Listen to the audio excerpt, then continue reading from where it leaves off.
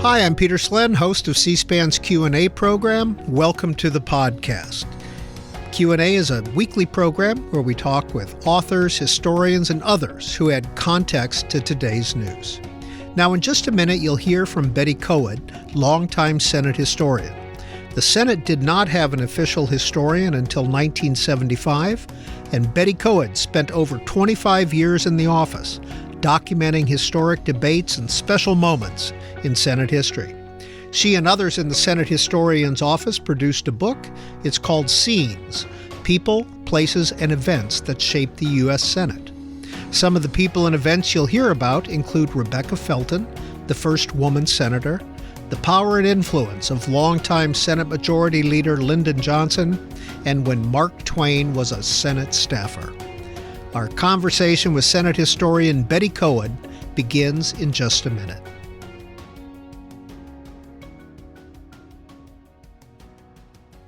Hello, I'm Pam, and joining me today is Zach as we celebrate 45 years of C-SPAN's unblinking eye on the democratic process. That's right, Pam. Since our founding in 1979, C-SPAN has been documenting history with a unique approach, unfiltered, without commentary, and entirely independent from government funding.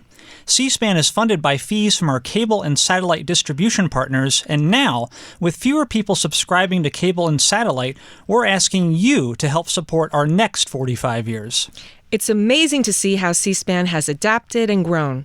With the rise of digital platforms and social media, C-SPAN has expanded its reach so that no matter where you are, you have 24/7, 365 access to the democratic process. As we navigate this ever-changing media environment, C-SPAN's dedication to putting you in the rooms where politics is debated and policy is determined will not waver. We ask you to support C-SPAN's vital mission. As we celebrate 45 years of service, your contribution helps us to continue to adapt and grow in this digital age. Visit cspan.org/donate to make your contribution today. So, here's to 45 more years of bringing democracy directly to you wherever you get your news. Thank you for your support. Visit cspan.org/donate today to make a difference. It's a great undertaking to chronicle the history of an institution so unique, so rich with significant events, so influential in the landscape of our nation. But for the last 25 years, Betty has done that with the utmost professionalism, devotion, and a bit of a flair. Every week, she gives us a little history lesson at our lunches, our Tuesday luncheons. I was proud to lead a resolution with Leader McConnell and all other 98 senators commemorating Betty's decades of service and officially designating her, congratulations, Betty, as Historian Emerita of the United States Senate. Over her time in the Senate, Betty has been a fierce advocate for the preservation of Senate records. Her colleagues describe her as a role model and mentor who's highly knowledgeable, considerate, and persistent. It would be no exaggeration to call Betty Koed's tenure as Senate historian an historic milestone in its own right. Betty Koed, the Senate leaders were talking about you. They were. Why were they talking about you? Because that was the day before I retired from the Senate after 25 years of service. And at the end of your retirement, you put out this book, Scenes: People, Places, and Events That Shaped the United States Senate. Yes. How long have you been working on this? Well, years and years and years. I started working on it actively, I would say, in 2009, because that's when I started to go to the Tuesday caucus luncheons to deliver a brief, what we called historical minute, which was essentially about a 5-minute history talk to senators at their Tuesday luncheons. And my colleagues Dick Baker and Don Ritchie had done it before me, and I took over in 2009.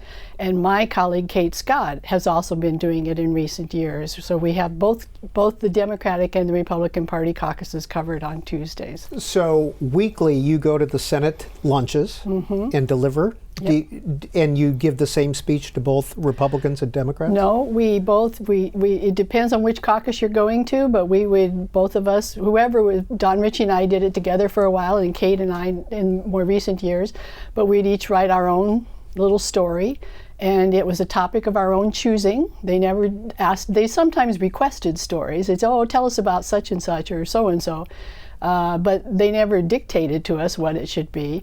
I began with the Republican caucus in 2009 at the invitation of Senator McConnell. At that point, the first historian, Dick Baker, had been doing this at the Democratic caucus every week for quite a few years, but the Republicans hadn't caught on to the train yet. And so Leader McConnell, who's a great lover of history, came and asked me to start doing it for the Republican caucus on their Tuesday luncheons. And I did that, and I did it almost till the day I left the office. And over the years produced hundreds of these short stories that are usually, anywhere from 500 to 1,000 words long. And they had to be short, they had to be succinct, they had to be to the point, because you only had 5 minutes to tell the story, but they had to also tell a complete story. And it was an interesting task and a good challenge, and probably one of the best learning experiences I had through the years as Senate historian. So as the years went by, they collected up, and senators kept coming to me and asking me to produce a book, to put them into the book, because they wanted to share the stories with other people. And that's what resulted in the book we called Scenes. What was the interest level from the senators? Very high. Senators, as a rule, love history. Some more than others, but generally they're in an institution that's very tradition bound, and so they're surrounded by history every day. And it's not unusual as Senate historian to get multiple requests in a day from a senator or a senator's office asking for historical information, asking for background information, asking for reading material. They would often call me and say, I have to fly home on Thursday or Friday and I want to know more about this topic. Can you tell me what to read? And so it was an ongoing sort of educational process to bring history to the senators and help them learn more about their role in the broader history of the U.S. Senate.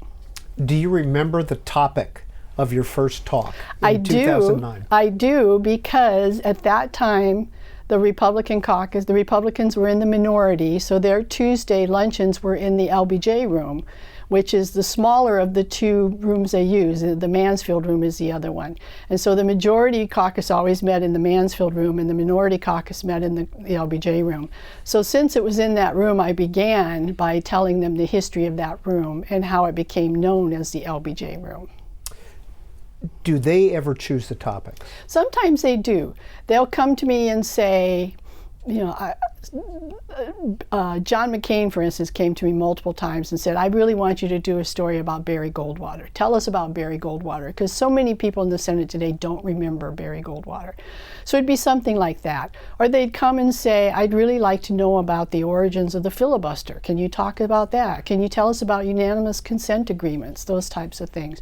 So a lot of the ideas, and honestly, it's a challenge to come up with a new idea every single week of the year.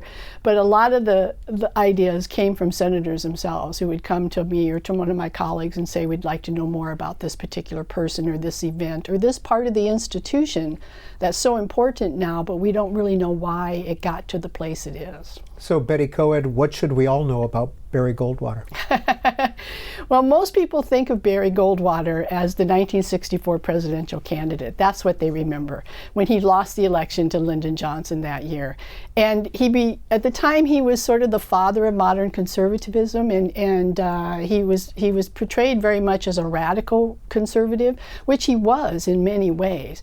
But he was also very much a statesman kind of person. He was a senator at heart. And after his election, he returned to the Senate, and he lived most of the rest of his life as a senator. He died not that long after he left office. But in the Senate, he was a different kind of character than the presidential candidate. He was very down to earth. He was much beloved in the Senate and became rather an elder statesman by the 1970s and the 1980s. He was held in very high esteem.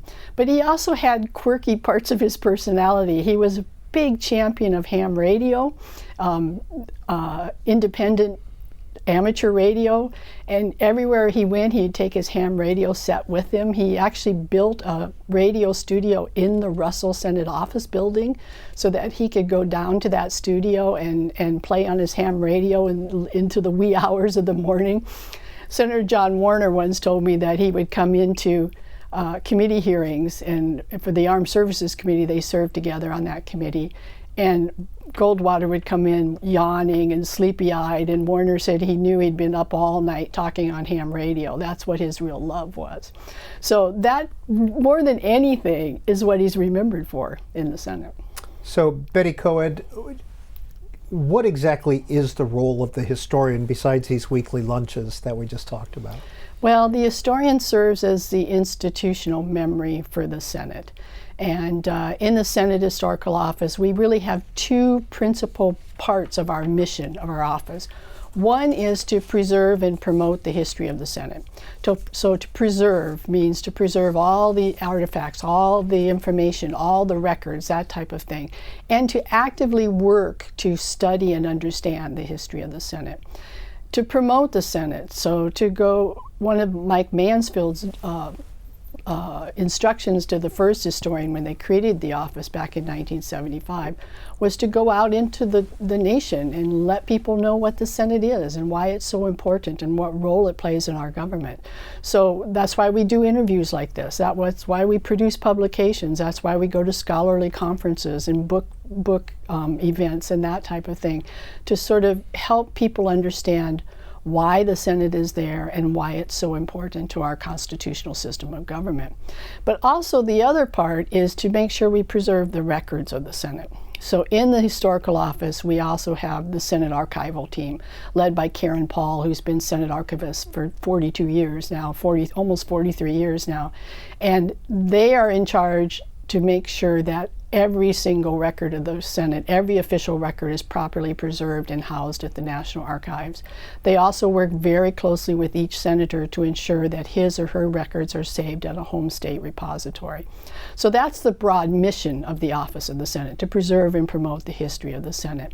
But in addition to that, that mission has grown through the years, so that we provide oversight for historical programs that happen on Capitol Hill, including the exhibits in the Capitol Visitor Center, for instance.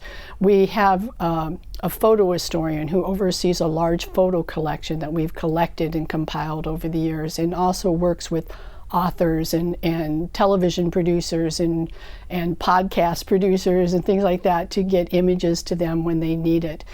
And we have a team of historians. We have 3 historians on staff, 4, now 5 archivists on staff. We've been adding staff in recent years, as well as an editor and a researcher and our photo historian. So we have a really good team in the Senate Historical Office, and they're all there working collaboratively on projects that really help to fulfill that initial mission.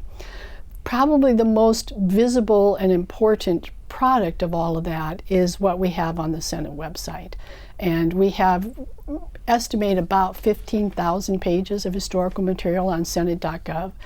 And if you go to Senate.gov and click on the About the Senate button, that's where you'll find most of the historical material, although it's scattered throughout the site.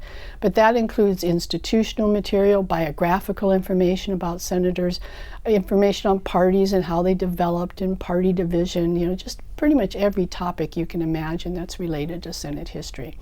We also are there to help senators with their historical needs. So if they're going to give a speech and they want to provide some history in it, they'll come to us and ask for information.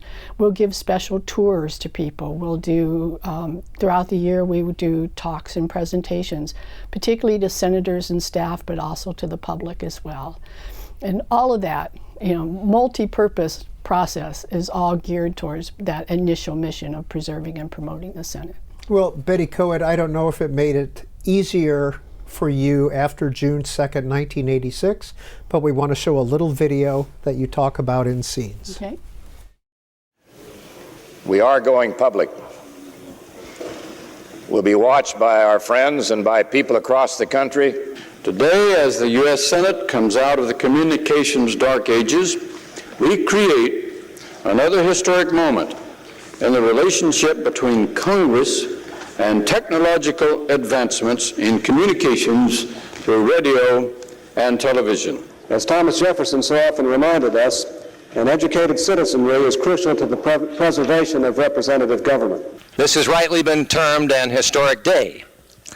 Not, Mr. President, that I delude myself that the primitive art form that we practice here on the Senate floor is likely to constitute any great threat to the ratings of Dynasty or Dallas or Falcon Crest. I wish to note that we've had advice on how to do this and how to make certain that we cut that shine on the head. I imagine that Capitol Hill area sales of hairspray, styling mousses, Grecian formula, Ultra Bright toothpaste, and mascara have recently reached an all-time high. Betty Koed, the TV came to the Senate on that day. It did in 1986. It was a long time coming. Howard Baker, Tennessee, was the man who really worked hard to promote bringing the television cameras into the Senate chamber. It took from really the early 1970s until 1986 to make it happen. And why was there resistance? Well, the Senate is a very traditional institution, and there were lots of concerns about how well it would look on TV. It's on any given day, the Senate chamber is often empty because things are happening elsewhere. They're not happening in the chamber. But even in the chamber, it tended to be an institution where people gave sort of, quiet, serious speeches, and sometimes very long speeches that didn't necessarily mean good television for 1980s standards. And people were concerned that people would be turned off about it, or they would just not be interested in what they had to see, what they saw on television. But also there were concerns among members that it would change the culture of the Senate in some way, and that people would start to grandstand for the cameras, and they'd be talking to the cameras rather than their colleagues or to the people in the galleries. And all of that is true. There's an element of truth to that. It has changed the culture of the Senate. Robert Byrd, you saw there, was the Democratic leader, was very skeptical about bringing television into the Senate chamber. And as Howard Baker was pushing for it, he actually started pushing quite hard. It came in 1974, very briefly. They were preparing for what might have been an impeachment trial of Richard Nixon. Nixon resigned from the presidency, and that didn't happen. They left the cameras in place long enough to televise the swearing in of Vice President Nelson Rockefeller, and then they pulled the cameras out. In the late 1970s, Howard Baker was talking about trying to bring cameras in to film the debate over the Panama Canal treaties, which were long, tedious, and difficult debates, because that was a difficult process for them to go through. But Robert Byrd had no interest in that whatsoever. He really thought it would change the culture of a Senate that he loved to its core. But as the years went by and the House adopted C-SPAN coverage in 1979, and the House started to get a lot more attention in the press and in the evening news, and had lots of video to provide, then the leaders, including Robert Byrd, began to rethink the process. And Robert Byrd told the story that he was at a West Virginia event and he was mistakenly introduced as the Speaker of the House. And he said at that moment he knew the Senate had to go on TV because he was losing ground to the Speaker of the House. Well, Betty Koed, in your book, Scenes, People, Places, and Events That Shaped the United States Senate, you quote former Tennessee Senator Howard Baker saying, "I think the country will love the Senate. It is populated by some of the choicest characters in the whole political spectrum." Well, TV was not foreign to the Senate, especially when it came to hearings. Mm-hmm. And here's some video from 1951. Mm-hmm. Mr. Costello, did you hear the testimony of Mr. Francis McLaughlin yesterday? No, the defense is... Mr. Halley, all due respect for the Senate, which I have an awful lot of respect for, I'm not going to answer another question. You just says I'm not under arrest and I'm going to walk out. Now, I should explain to you exactly what the legal situation is. You are under subpoena, and if, as I assume, the chairman instructs you to remain and answer questions, you will thereby become guilty of contempt of this Senate committee. Just a minute, Mr. Wolf. Just a minute, Mr. Costello. You don't mean that, We'll use every resource in our command to see that he's brought to contempt and that he's arrested by the United States Senate. Frank Costello, the Kefauver hearing. Was that Senator Kefauver's idea to bring the cameras in?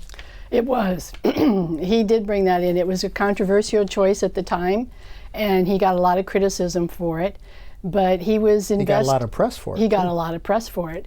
And he was convinced that he was investigating the infiltration of organized crime into local communities. And he thought the only way he could really educate the public was to bring the hearings to television and have them broadcast nationally, which they were, almost in full content. And they became a bit of a television sensation. I mean, the newspaper headlines were screaming things like, you know, this major event has come to television, and it was a big success, really, in that way. It didn't do any harm to Estes Kefauver. His national status rose. He became a household name and became a contender in presidential elections to come and that kind of thing. But it also showed an important part of the Senate that people prior to that time had very little knowledge of, and that was its investigatory role. And it was a well-handled, well-ordered investigation. It had some interesting moments when he brought in crime bosses and great figures like Costello from the world of organized crime, and some of them testified, some of them didn't. One of them famously asked not to be shown on television. They only showed his hands fidgeting in the camera, and that in itself became a television moment as people talked about the fingers of organized crime. And but in the end, it showed that television had a role to play in educating the public about the work of the Senate. Betty Koed, are senators allowed to edit anything that they say on the floor for the official historical record? They are. Every day they produce a congressional record, which is today a near verbatim account of what happened the day before. And senators, there's an initial congressional record that goes out very quickly. That is a verbatim account. But senators then can go back and look at their comments or their speeches and edit them if necessary. Senators tend not to do that very much anymore. They pretty much let it go out verbatim.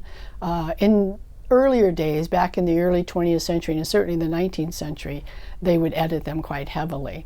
And sometimes as a researcher, you want to try to look at what we call the daily congressional record as well as the formal congressional record, because sometimes you'll get much more information in the daily than you will in the formal. But today, that doesn't happen a lot. It still does. They still have the ability to do that. But the reporters of the debate tell me that, you know, that's pretty much verbatim at this point. Back to the book Scenes. Quote, on March 8th, 1943, Time featured Investigator Truman and noted that a democracy has to keep an eye on itself.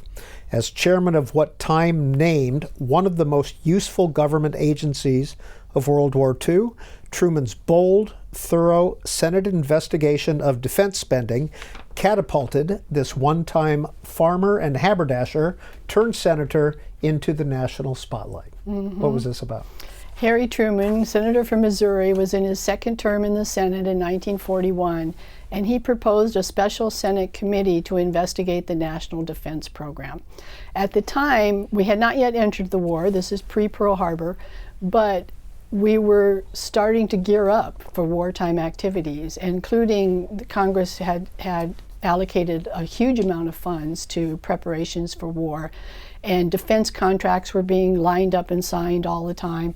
And Truman became very concerned about how that public money was being spent. So he proposed a special committee to investigate the National Defense Program. That proposal was accepted. They created the committee. They named Harry Truman as chair of the committee, gave him a meager $15,000 budget to start the process.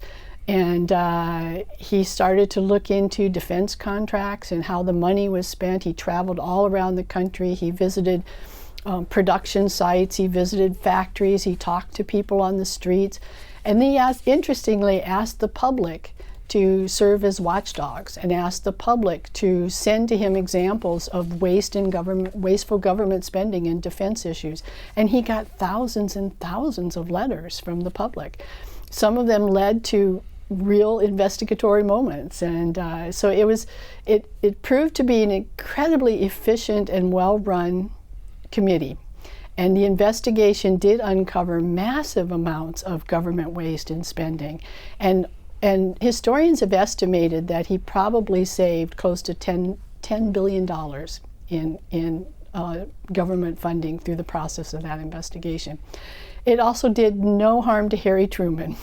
When he began that process in 1941, he was a relatively unknown figure, just starting his second term in the Senate. He had been the senator from the Pendergast machine in Missouri. He had a somewhat tainted beginning and that he had a hard time getting past.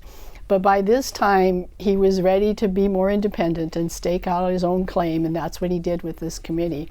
Over the next 3.5 years, he led this investigation, which got a lot of public attention, was widely praised for its effectiveness, so that by 1944, he had risen to such a status that he became the running mate for President Franklin Roosevelt for his final election bid.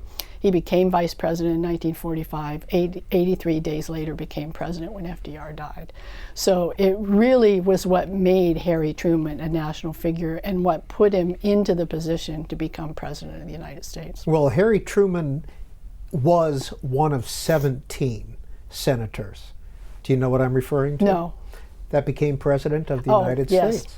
James Monroe, John Quincy Adams, Andrew Jackson, Martin Van Buren, William Henry Harrison, John Tyler, Franklin Pierce, James Buchanan, Andrew Johnson, Benjamin Harrison, Warren Harding, Harry Truman, JFK, LBJ, Richard Nixon, Barack Obama, and Joe Biden. That's about 35% of the 46 presidents that we've had in the United States served in the Senate. Only 2 of them, I'm thinking about this through, to be sure. So Lyndon Johnson and Barack Obama went directly from the Senate to the vice presidency. Barack Obama was never vice president. He went directly to the presidency. into the presidency. Yeah, that's right. LBJ was vice president for JFK. JFK went straight from the Senate. JFK and Barack Obama are 2 that went directly from the Senate into the presidency. Most of them had some sort of other service in between. And of course, several senators, Bob Dole, John Kerry, have all run for president. Yeah. Is it intimidating at times working with 100 would-be presidents? It can be. It can be, yes.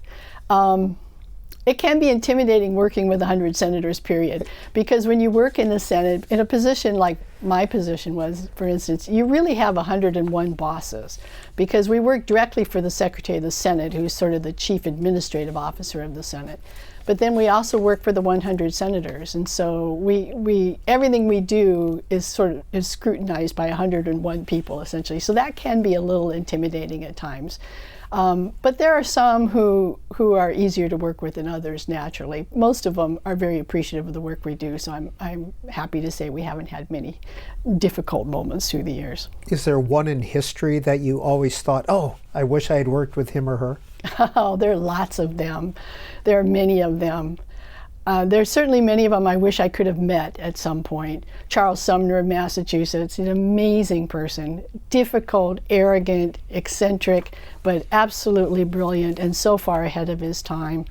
Margaret Chase Smith of Maine is one of my personal heroes.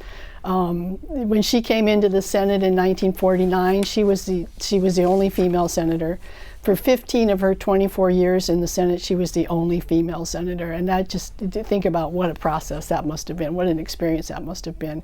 She seems to have been nearly fearless from everything I can find out about her. Everett Dirksen was such a character. I would love to have met him.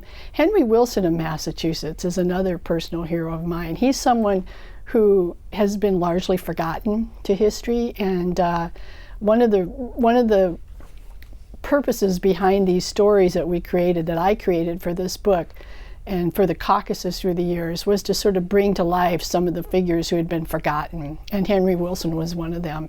He was a major figure of the Civil War era. He was one of the leading figures in the civil rights crusades of the 19th century, but he's largely lost at this point. So I was able to elevate him back up a little bit and get a little more attention to people like that. So there's lots of them I wish I could have met through the years.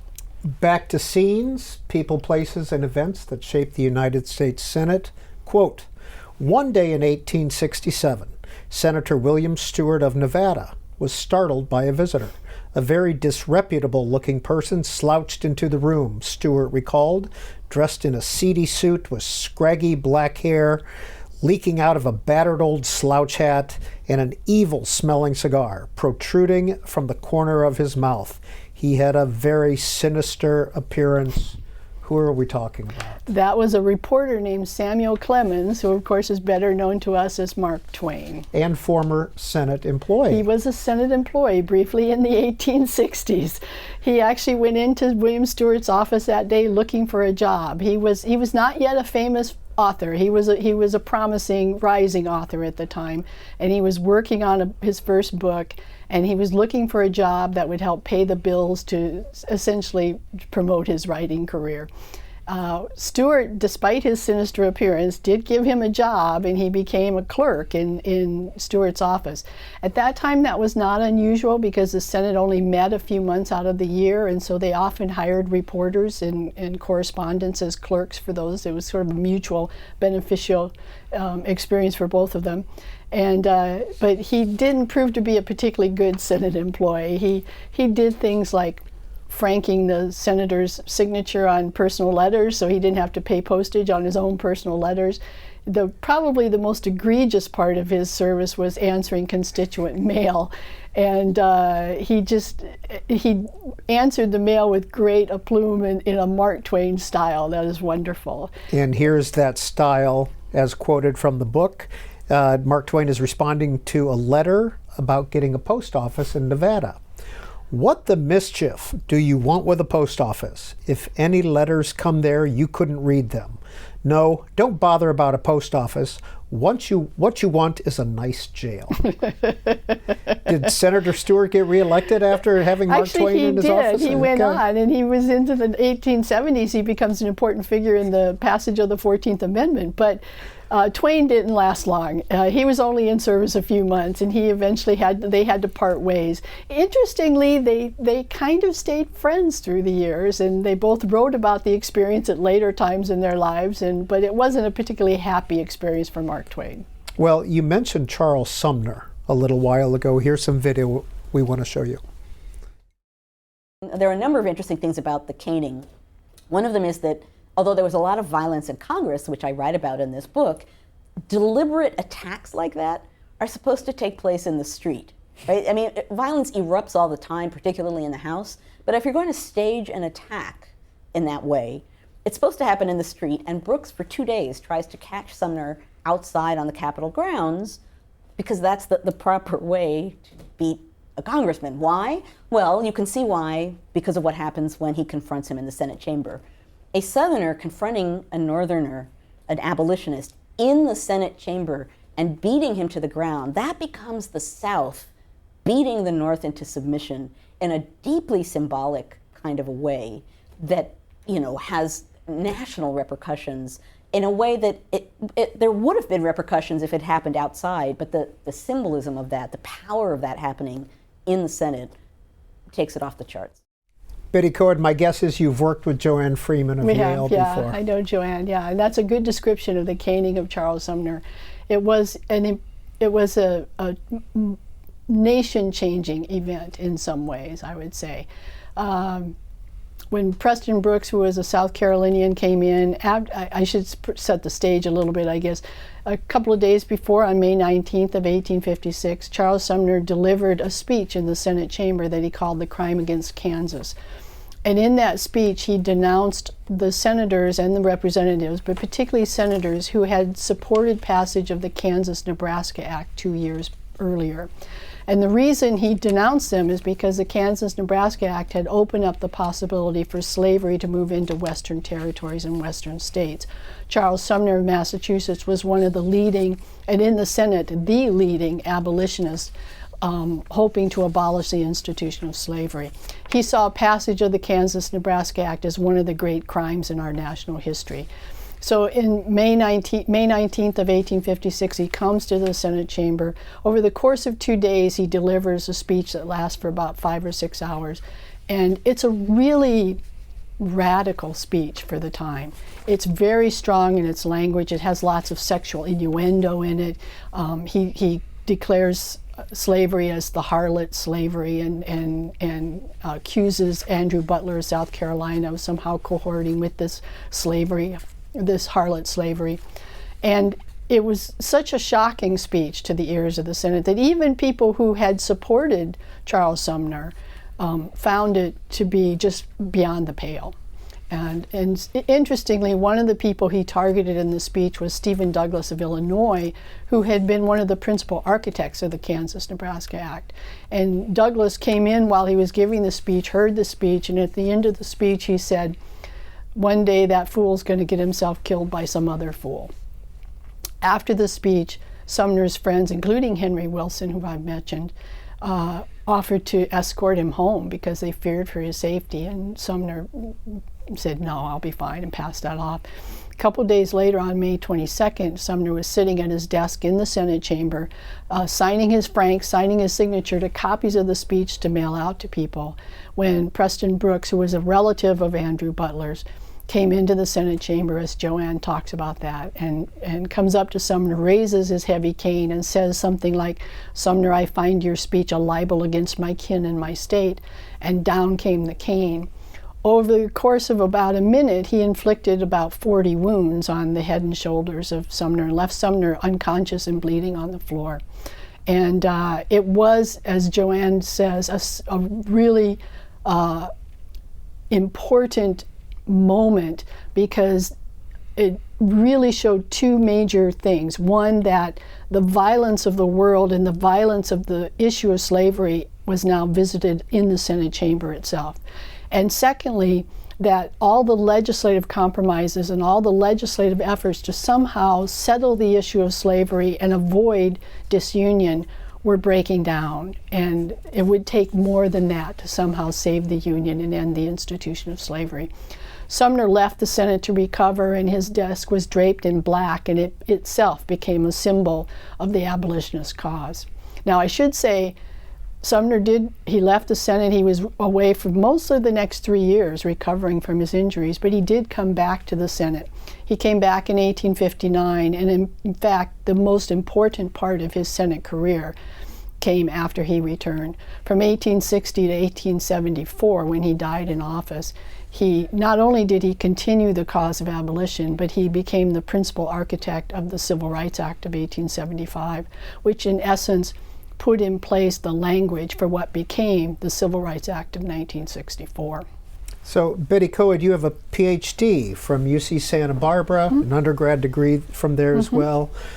Colorado, Mason City, Iowa, all in your past. Did you know that story when you were attending UC Santa Barbara, or did you learn that in the Senate? Actually, I did not know that story. I think I had heard it somewhere along the line in high school history class or something like that. But when I came to the Senate, I knew nothing of the caning of Charles Sumner. I knew who Charles Sumner was because I had read about him in graduate school. But I was mostly a 20th century historian in graduate school, so didn't give a lot of attention to 19th century.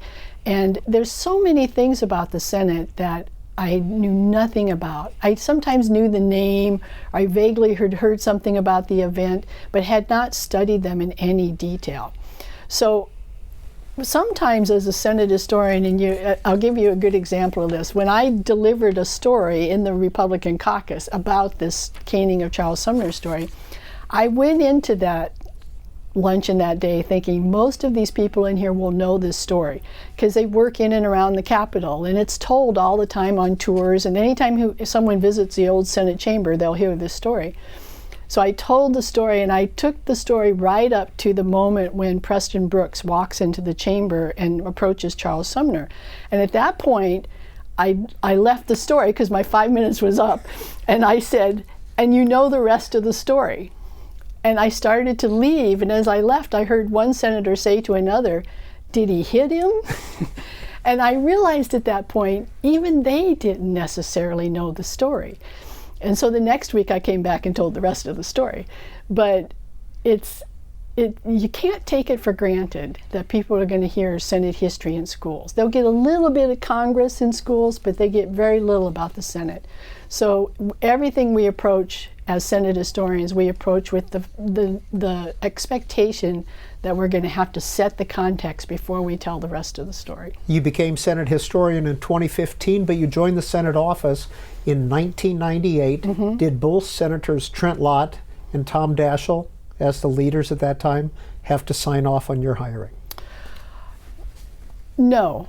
It's up to the Secretary of the Senate to hire. Now, they do inform the leadership, and I don't think there's any sort of formal sign-off, but they will go to leadership and say, this is the person we've hired. Now, when you become Senate historian, they do that in consultation with the leadership. But as the assistant historian, sort of the apprentice coming in, it doesn't quite get to that level. It goes to the Secretary of the Senate level. But when they decided to appoint me as Senate historian in 2015, at that point, the Secretary of the Senate will consult with both leaders and say, we'd like to promote this person to Senate historian, and be sure that they're on board. Who were the leaders in 2015? 2015, we would have had, would have been Mitch McConnell and Harry Reid. 1998, quite a momentous year in the Senate.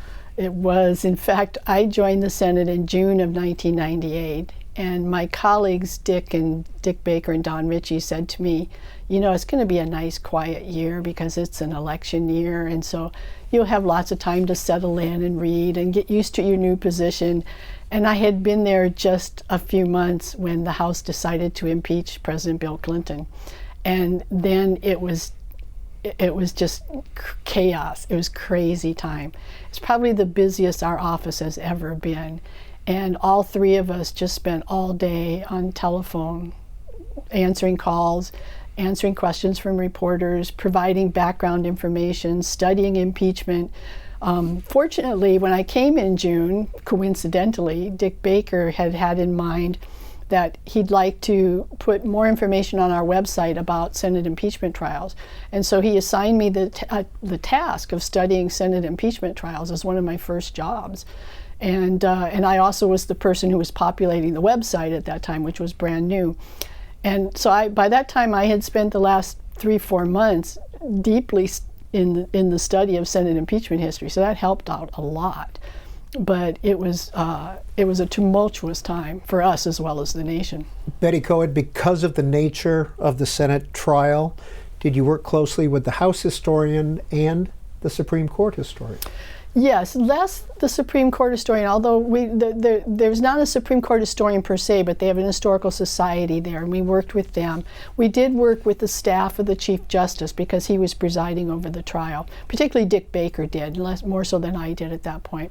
We worked a lot with the House historians, and at that time the House History's Office was going through its own transition as well, and but they had some new people coming in and who were doing the House side of it.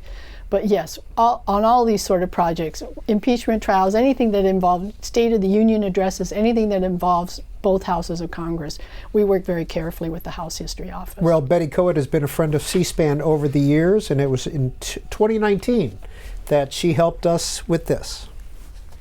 I've been asked several times today, will I agree to this version or that version of the Senator's Oklahoma Amendment? No! Thomas Jefferson questioned the need for a Senate. The fate of this country, our founders envisioned. The framers believed this. Let's follow the Constitution. Sometimes it seems that nothing is happening on the Senate floor. The action is going on elsewhere. We do attack. Regular order. In committee rooms. Regular order. And over. In senators' offices. In the offices of the Senate leaders. But that's all preliminary. Sooner or later, everything has to come here. Here is where the final say, the final act, takes place. Here is where the law is made. And once again, thank you for that help on that. How much effort was it to get our cameras into where we got our cameras? We had to get a resolution passed to allow that to happen. So the Senate chamber, other than the usual, as you know, the usual C-SPAN cameras that are there at certain angles and certain spaces, to get any Senate cameras. Senate cameras with a C-SPAN feed, right. That's exactly right. In order to get any additional angles or any sort of additional coverage, you have to get a resolution passed in the Senate to do that. So it was quite a process. And that entire documentary is available on our website, cspan.org. Just click on the Other Series page. That was a fun project. That was a lot of work, a lot of late nights, so we appreciate that. But back to your book and your project, Scenes, People, Places, and Events That Shaped the United States Senate. I want to ask about two people who I think have been forgotten by history, Rebecca Felton and Gladys Pyle. Oh, yes, early female senators, yeah. Rebecca Felton was the first female senator. In 1922, she was appointed to fill a vacant seat in the Senate, and with that, she became the first woman to serve in the Senate. From 1789 to 1922, that's a long time to go to get a female senator. And she really came into office kind of as a fluke in some ways. It was a case where there was a vacancy in the office, and the governor of her state hoped to actually gain election to that seat himself. He had just recently lost his own re-election bid for governor. And he thought that the best way he could assure his election was to assuage the women senators of his state to help him get that spot. The women's suffrage amendment had just been passed a couple of years before that. He had vehemently opposed the women's suffrage amendment. He had alienated a lot of women in his state. So he thought if he could gain those women's votes, he'd have a good chance of winning the election. So really with that goal in mind, he appointed Rebecca Felton, who was at the time 87 years old, to serve as a placeholder to hold that seat until hopefully he could take that seat himself. It didn't work out that way. He lost the election to Walter George, who took office in 1922 and went on to serve a long Senate term. But Walter George did step aside long enough to allow Rebecca Felton to be sworn into office in November of 1922, and she served just another 24 hours after that. Gave a single speech in the Senate. So it was a short-lived milestone. But first woman senator. It was the first woman senator, and it broke a barrier that had been in place since 1789. Now Gladys Pyle is an interesting case. Now Rebecca Felton was a Democrat from Georgia. Gladys Pyle was the first Republican woman to serve in the Senate. And she never really got much of a chance to serve either, because it was a matter of circumstances at that point. This was 1938, and it's all tied up with the 1938 midterm election. At that time, Franklin Roosevelt was in his second term as president. They were expecting to lose a number of Democratic seats in the 1938 election, and he was hoping to get a few pieces of legislation passed through in that post-election lame duck session while he still had as many Democratic seats as he could keep in that spot. So even though the Senate had adjourned for the year, wasn't expected to come back till January, which was common practice at that time, he was hoping that he would call Congress back into session for a lame duck session and take advantage of what the Democratic majority that he had at the time. Gladys Pyle was there because there was a vacant seat. The South Dakota senator had died in office, and there was a vacant seat that was going to be empty when the election came from November until January. And the Republicans wanted to be sure they had as many seats as possible so they could oppose Franklin Roosevelt in those legislative efforts. And so they turned to Gladys Pyle, who was a well-known figure in South Dakota. She had been in the state legislature, had been Secretary of State, and was a pioneering woman in politics at that time. And so they brought her in to fill that November to January time period there, just to hold the seat in case they needed her vote. And it turned out they didn't need her vote because Roosevelt did not call them back into session, and they were out of session the whole time. Nonetheless, And this is part of the Senate of that era, that this doesn't happen much anymore. She did come to Washington. She took the oath, not in open session, but just an oath given by a judge or some other official that allowed her to do some Senate business. And she went on and served as senator for about 6-7 weeks during November and December of that year. Today, that doesn't happen very often because partly the Senate is partly due to the fact that the Senate's in all year round now. We don't have a lot of long periods of adjournment like we used to have. And the senators get sworn in open session very quickly now, so they don't have to do that. But in those days, they'd often get sworn in right after an appointment in their home state so that they could start business as quickly as possible.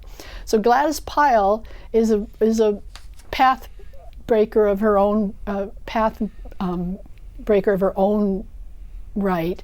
She was not only in South Dakota politics, but in the U.S. Senate as well as the first Republican senator. And for me, learning about these two women, they were accomplished in their own rights before they even came to the Senate. Absolutely. Well, Rebecca Felton was known as the grand old lady of politics in Georgia, partly because her husband had served in the House of Representatives and she essentially ran his office.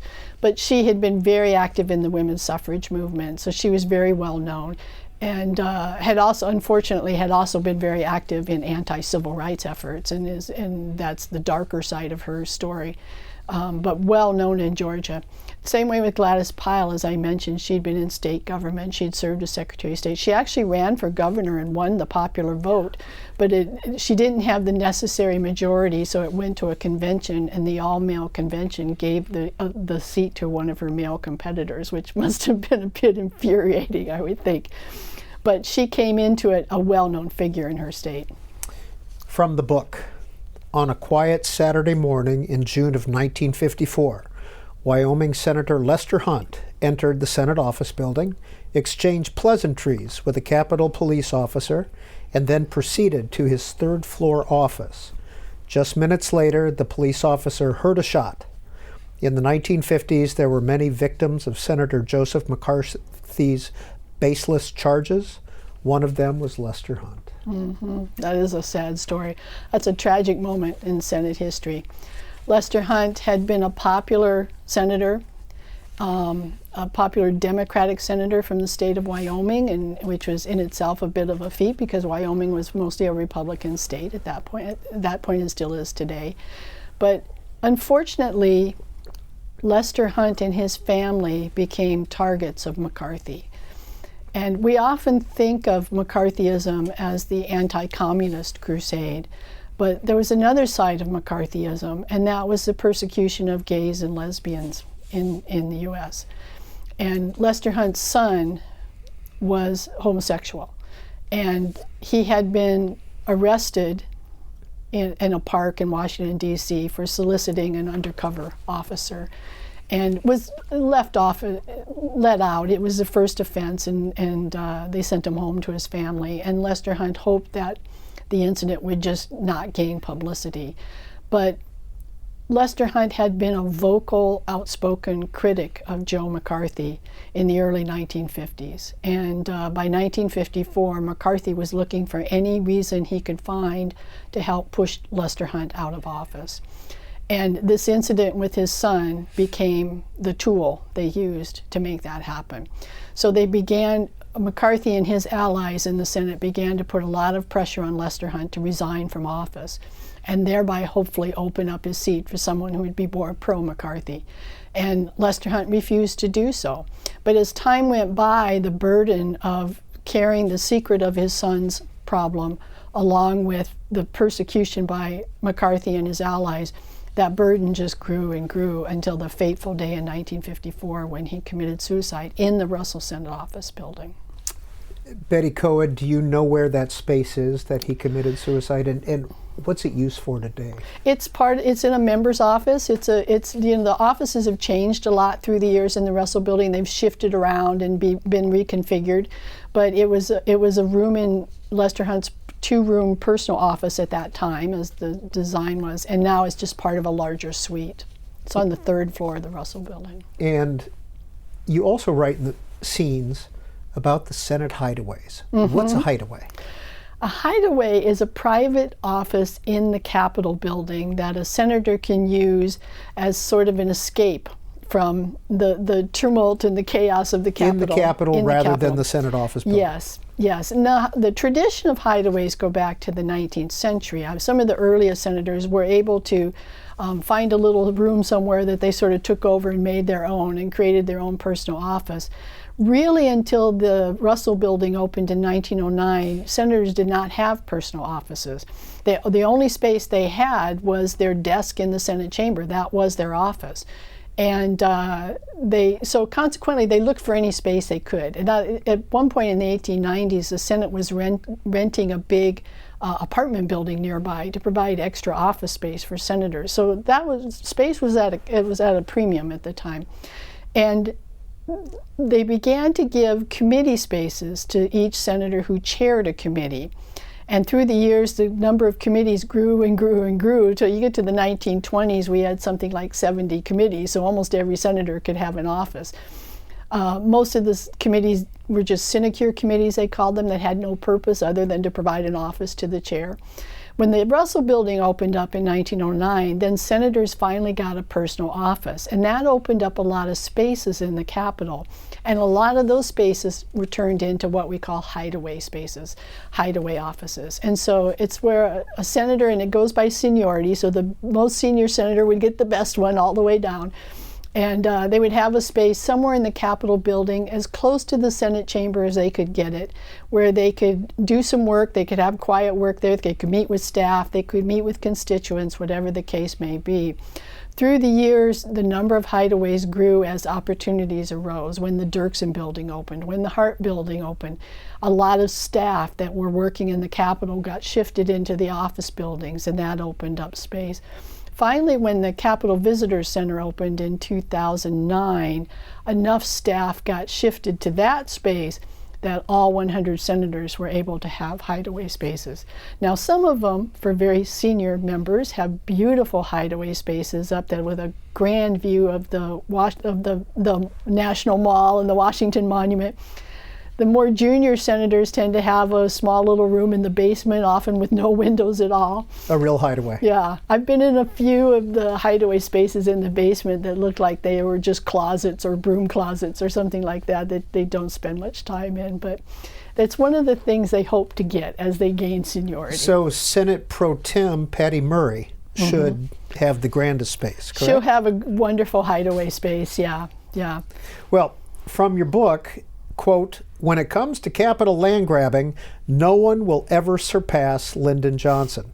As Majority Leader, Johnson occupied several hideaways, along with a grand leadership suite. He had so many rooms, in fact, that they collectively became known as the Johnson East Ranch." Yeah. Lyndon Johnson was the master of real estate on Capitol Hill. And he just, particularly when he became Majority Leader in the late 1950s, he just gained every space he could get.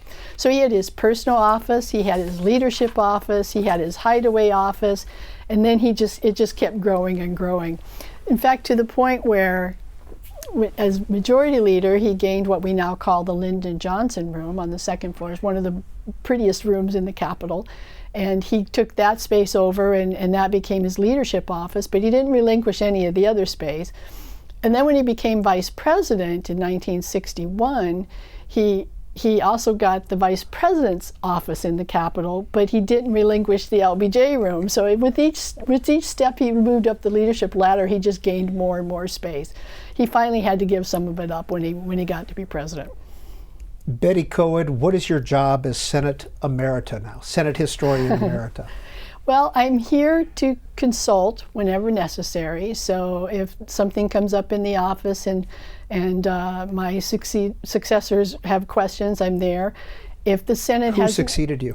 Catherine Scott, Kate Scott, is the new Senate historian. She joined the office in 2010 after Dick Baker retired, and she's a wonderful historian and a very skilled speaker. So she's taken over all of these tasks that I did of doing presentations and that type of stuff. And but I'm here as a consultant if they need me. I suspect she won't need me very often because she's very good at her job, and she has a very wonderful assistant colleague, the associate historian Daniel Holt, and they're in the process of looking for a new assistant historian now, so they'll have 3 in place again soon. If the Senate has events or they want to have something where they bring me back to talk, then I'm here available for that. So it's more just sort of as an advisory consultant role at this point, as needed. So in your semi-retirement, what are you doing? Well, I'm spending time doing a lot of things I didn't get enough time to do over the last quarter century, including I'm a drummer, so I spend a lot of time drumming. And I'm in a drum group, and that's a lot of fun, and we enjoy that a lot. And I do martial arts, so I get to spend time doing that. And, doing some other writing projects. I've put history off. I've banned history from the house for 6 months, so I can't read any history or write any history for at least 6 months, just to give myself a break. But I'm doing. Have you been faithful to that so far? I have so far, yeah. So to do other types of writing I'm doing, and traveling and visiting my family and doing things I just have sort of lost track of over the years. And of course, in her last months as Senate historians, Betty Koed worked on this book, Scenes, People, Places, and Events That Shaped the United States Senate. And we appreciate your spending an hour with us here on C-SPAN. Thank you, Peter. Happy to be here.